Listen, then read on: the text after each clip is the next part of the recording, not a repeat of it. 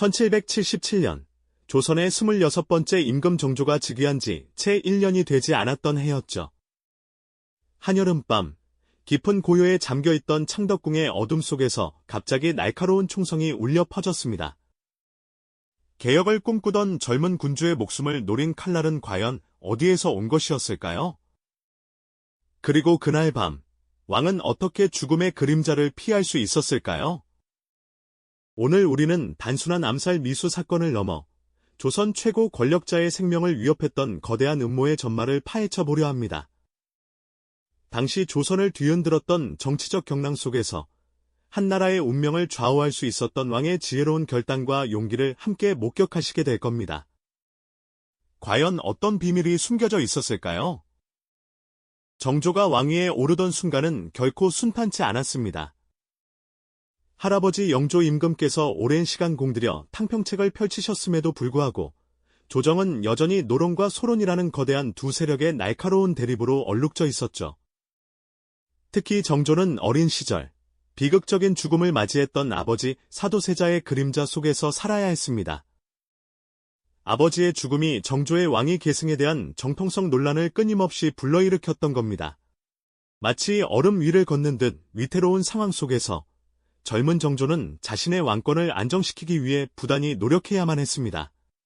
궁궐 안은 늘 팽팽한 긴장감으로 가득했습니다. 대신들의 시선 속에는 환영보다는 경계와 의심이 더 많이 담겨 있었죠. 정조는 밤늦도록 책을 읽으며 나라의 미래를 고뇌했지만 그를 둘러싼 보수 세력의 견제는 너무나도 강력했습니다. 새로운 시대의 문을 열고자 했던 정조의 개혁 의지는 오랜 관습에 젖어있던 기득권층에게는 불편한 도전으로 여겨졌고, 이는 곧 왕을 향한 노골적인 위협으로 변질되어 갔습니다.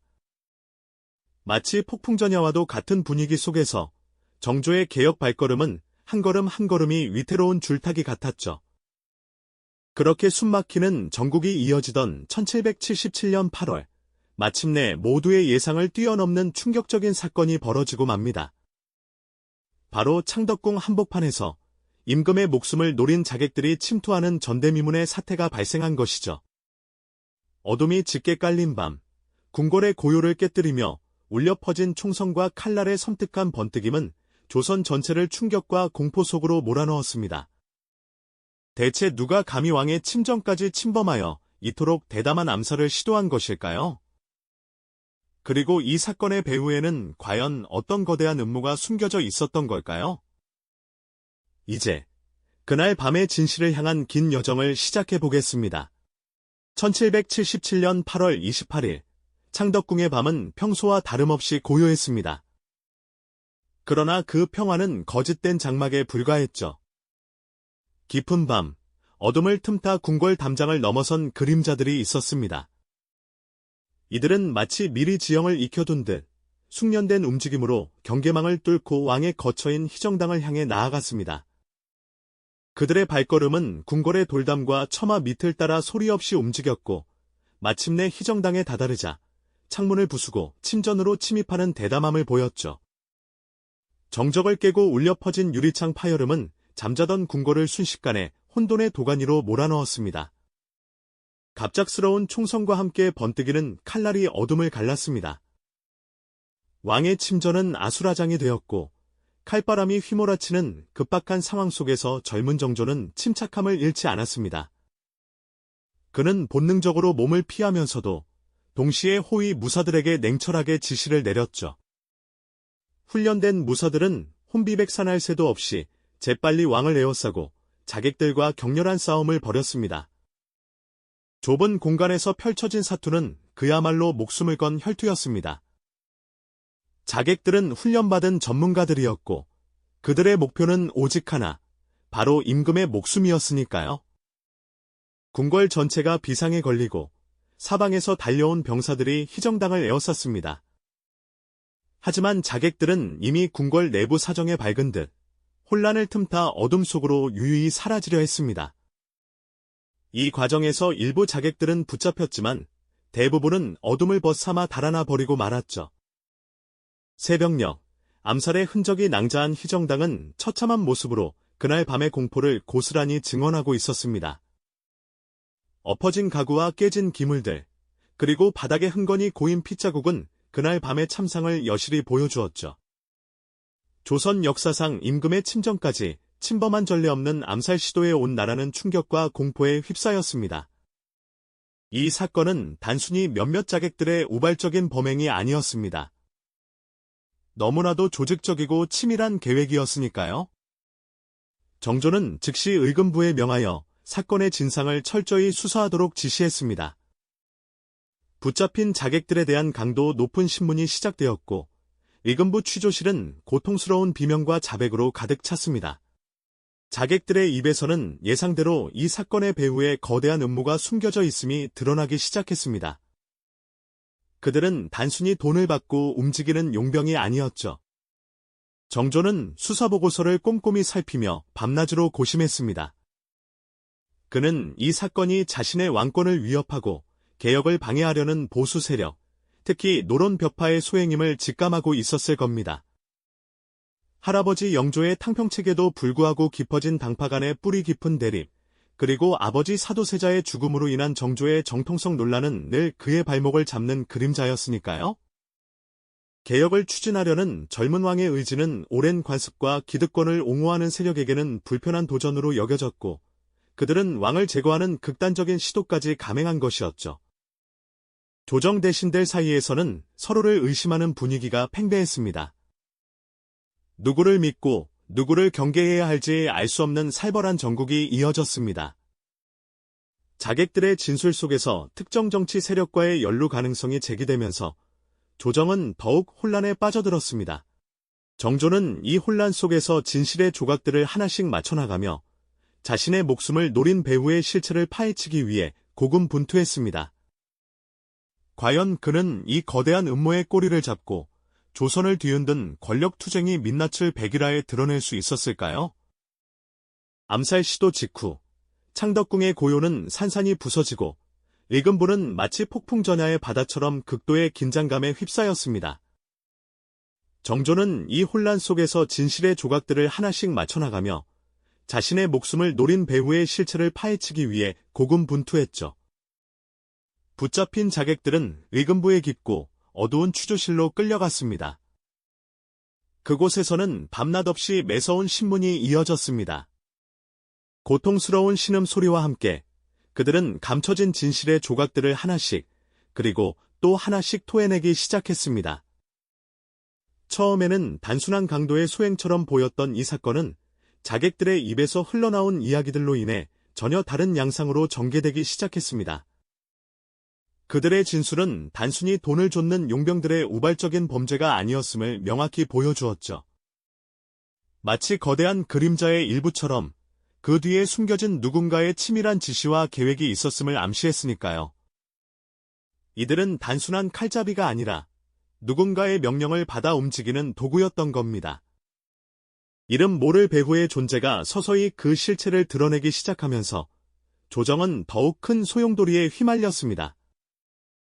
자객들의 진술 속에는 특정 정치 세력과의 연루 가능성을 짐작케 하는 실마리들이 끈질기게 포함되어 있었거든요.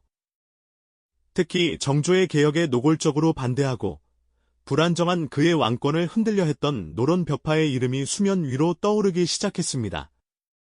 정조의 할아버지 영조대왕이 오랜 노력 끝에 세웠던 탕평책조차도 깊어진 당파 간의 뿌리 깊은 대립을 완전히 해소하지 못했었죠. 더욱이 아버지 사도세자의 비극적인 죽음은 정조의 정통성에 대한 끊임없는 논란을 불러왔고 이는 늘 그의 발목을 잡는 그림자처럼 따라다녔습니다. 보수 세력들은 이러한 정조의 약점을 끊임없이 파고들며 개혁의 추진력을 꺾으려 했던 것이죠. 정조는 한 글자 한 글자 밤낮 없이 수사보고서를 꼼꼼히 살피고 또 살피며 깊은 고뇌에 잠겼습니다. 그는 이 암살 시도가 단순히 자신의 목숨을 노린 개인적인 위협을 넘어 조선이라는 나라의 근간을 흔들고 자신이 꿈꾸는 개혁의 싹을 완전히 잘라내려는 거대한 음모임을 직감했을 겁니다. 궁궐안은 누구를 믿고 누구를 경계해야 할지 알 수 없는 살얼음판을 걷는 듯한 살벌한 분위기로 가득했습니다. 조정 대신들 사이에서는 서로를 믿지 못하는 싸늘한 기운이 감돌았죠. 왕의 개혁 의지에 동조하는 이들과 오랜 기득권을 지키려 하는 이들 사이에 보이지 않는 칼날이 오가는 듯했습니다. 모두가 서로를 의심의 눈초리로 바라보는 상황 속에서 진실을 향한 정조의 고독한 싸움은 계속되었습니다. 사건의 배후로 지목된 인물들은 불안한 표정으로 서로의 눈치를 살피는 모습이었고, 위금부의 취조실에서는 밤늦도록 고통스러운 신음소리가 새어나왔습니다. 정조의 침전에서는 등불이 꺼질 줄 몰랐죠. 정조의 불면의 밤들이 이어지던 그때, 마침내 진실의 조각들이 하나둘 맞춰지기 시작했습니다. 밤낮 없는 추국과 끈질긴 수사 끝에 자객들의 입에서는 충격적인 배후의 이름들이 터져나왔죠. 이 암살 시도는 단순히 왕의 목숨을 노린 개인적인 원한이 아니었습니다.